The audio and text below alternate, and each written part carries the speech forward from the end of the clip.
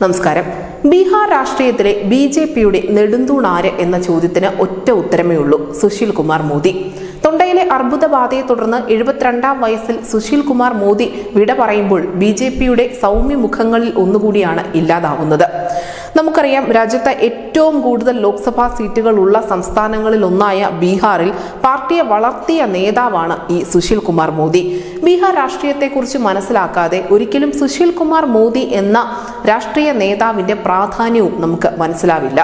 രാജ്യത്ത് തന്നെ കോൺഗ്രസിന്റെ അധപ്പതനത്തിന് തുടക്കം കുറിച്ച മണ്ണായിരുന്നു ബീഹാറിന്റേത്. അടിയന്തരാവസ്ഥക്കെതിരെ ജയപ്രകാശ് നാരായണൻ നയിച്ച പ്രക്ഷോഭമായിരുന്നു ദേശീയ രാഷ്ട്രീയത്തിൽ തന്നെ കോൺഗ്രസിന് ആദ്യ തിരിച്ചടി നൽകിയത്.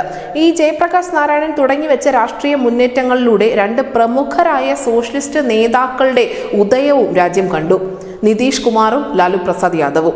ഇവർക്കൊപ്പം തന്നെ ചേർത്ത് വയ്ക്കേണ്ട പേരാണ് സുശീൽ കുമാർ മോദിയുടേതും. Patna university students union general secretary ആയിരുന്നു വിദ്യാർത്ഥി കാലഘട്ടത്തിൽ സുശീൽ കുമാർ മോദി.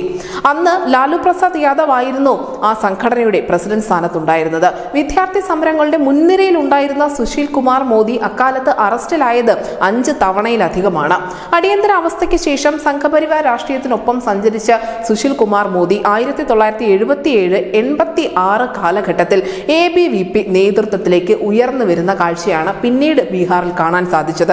ബീഹാറിൽ ഉറുദു 2ാം ഭാഷയാക്കാനുള്ള നീക്കത്തിനെതിരെയുള്ള സമരങ്ങളൊക്കെയും മുന്നിൽ നിന്ന് നയിച്ചതും ഈ സുശീൽ കുമാർ മോദി തന്നെയായിരുന്നു. പതിയെ സംസ്ഥാനത്തെ ഒരു പ്രമുഖ നേതാവിലേക്കുള്ള വളർച്ച, ഒരു വിദ്യാർത്ഥി രാഷ്ട്രീയ നേതാവിൽ നിന്നും ഒരു പ്രമുഖ നേതാവിലേക്കുള്ള വളർച്ച തുടങ്ങി വെച്ചതും അതുതന്നെയായിരുന്നു. ജനകീയനായ MLA, പ്രതിപക്ഷ നേതാവ്, മന്ത്രി, ലോക്സഭാ അംഗം, ഉപമുഖ്യമന്ത്രി, രാജ്യസഭാ അംഗം എന്നിങ്ങനെ ഇന്ത്യൻ രാഷ്ട്രീയത്തിൽ വിസ്മരിക്കപ്പെടാനാവാത്ത തരത്തിൽ തന്നെ സുശീൽ കുമാർ മോദി വളരുകയും ചെയ്തു. 2010 ഭരണ തുടർച്ച ലഭിച്ച NDA സർക്കാരിൽ നിതീഷ് കുമാറിനൊപ്പം സുശീൽ കുമാർ മോദി ഉപമുഖ്യമന്ത്രിയായി തുടരുകയും ചെയ്തു. 3ാം നിതീഷ് കുമാർ സർക്കാർ 4 വർഷത്തോടടുത്തപ്പോൾ സംസ്ഥാനത്തെ മുന്നണി ബന്ധം പാടെ തകരുന്ന കാഴ്ചയാണ് പിന്നീട് കാണാൻ സാധിച്ചത്. NDA വിട്ട നിതീഷ് കുമാർ RJD, കോൺഗ്രസ് പാർട്ടികളുമായി ചേർന്നാണ് പിന്നീട് സർക്കാർ രൂപീകരിച്ചത്. മഹാഗഠബന്ധൻ എന്ന പേരിൽ 2015 അധികാരത്തിലെത്തിയ ബീഹാറിലെ സർക്കാരിനെ 2017 വീഴ്ത്തിയതിൽ സുശീൽ കുമാർ മോദി എന്ന രാഷ്ട്രീയ നേതാവിന്റെ തന്ത്രങ്ങൾക്കുണ്ടായിരുന്ന പ്രാധാന്യം വളരെ വലുതാണ്. മോദി സർക്കാരിന് ആദ്യ തിരിച്ചടി എന്ന് വിശേഷിപ്പിക്കപ്പെട്ട മുന്നണി സർക്കാരിനെ തന്നെയായിരുന്നു സുശീൽ കുമാർ മോദി എന്ന വളരെ തന്ത്രശാലിയായ രാഷ്ട്രീയ നേതാവ് കടയ്ക്കൽ തന്നെ പിഴുതുമാറ്റിയത്. സുശീൽ കുമാർ മോദി ഏകദേശം 11 വർഷത്തോളം നിതീഷ് കുമാർ സർക്കാരിലെ ഉപമുഖ്യമന്ത്രി പദത്തിലുണ്ടായിരുന്നു. പലപ്പോഴും ബീഹാറിലെ രാഷ്ട്രീയ വൃത്തങ്ങൾ ഇരുവരെയും രാമലക്ഷ്മണന്മാർ എന്ന രീതിയിലായിരുന്നു വിശേഷിപ്പിച്ചു പോന്നിരുന്നത്. 2020 സുശീൽ കുമാർ മോദി രാജ്യസഭയിലേക്ക് എതിരില്ലാതെ തിരഞ്ഞെടുക്കപ്പെട്ടു. രാംവിലാസ് പാസ്വാന്റെ നിര്യാണത്തെ തുടർന്ന് ഒഴിവ് വന്ന സീറ്റിലായിരുന്നു അദ്ദേഹം രാജ്യസഭാ പ്രവേശനം നടത്തിയത്. ഇതോടെ രാജ്യസഭയിലും ലോക്സഭയിലും നിയമസഭയുടെ ഇരുസഭകളിലും അംഗമായ ഒരു നേതാവായി അദ്ദേഹം മാറി.